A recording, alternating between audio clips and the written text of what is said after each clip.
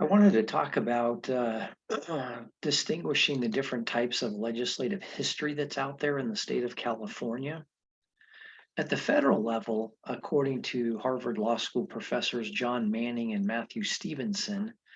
there has traditionally been a rough hierarchy of legislative history sources,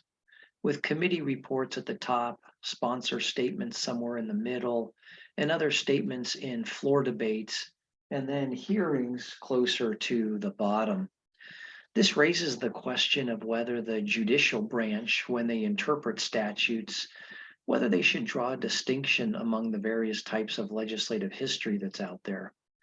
While judges should be open to a wide range of legislative history materials, should there be an actual distinction among these different types?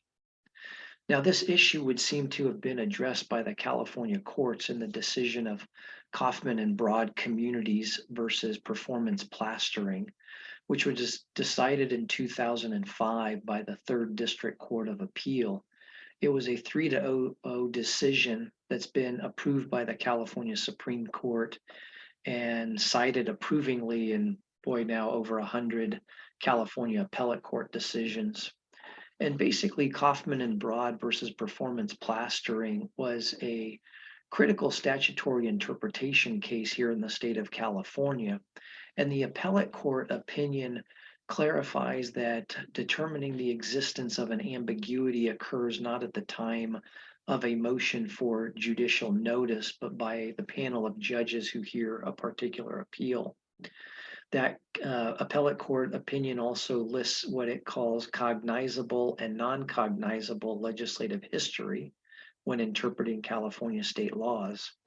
And then lastly, it acknowledges the appropriateness of taking judicial notice of enrolled bill reports from the governor's office.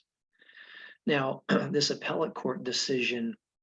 was based on Performance Plastering Company filed a motion for the trial court to take judicial notice of various legislative history documents concerning some statutory amendments to California's revenue and taxation code.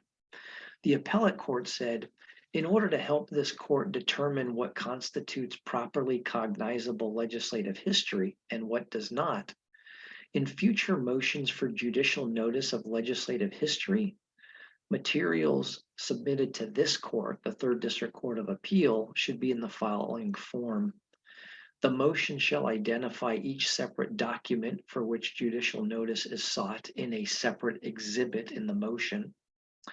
and that the moving party shall submit a memorandum of points and authorities that cite the authority why each exhibit constitutes cognizable legislative history. And so what the court ended up doing in its decision is it set forth a list of legislative history documents that have been recognized by the California Supreme Court or the Third District Court of Appeal as constituting cognizable legislative history. And then it listed, again in the appellate court decision, a second list of documents that do not constitute cognizable legislative history. And so they said the following documents constitute cognizable legislative history in the Court of Appeal for the Third Appellate District. And they listed ballot pamphlet summaries and arguments in the statement of vote, conference committee reports, different versions of the bill, floor statements, House journals, and final histories, reports of the legislative analyst, legislative committee reports and analyses, legislative council's digest, legislative council's opinions or supplementary reports, legislative party floor commentaries, official commission reports and comments, predecessor bills, statements by sponsors, proponents, and opponents that were communicated to the legislature as a whole,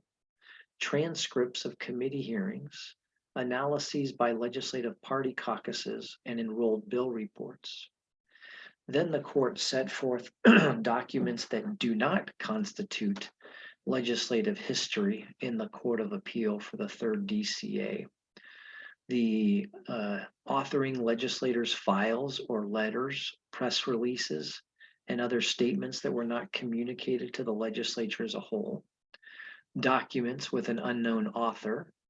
handwritten document copies contained in the assembly members' files, letter from a consultant to the state bar tax section to the governor,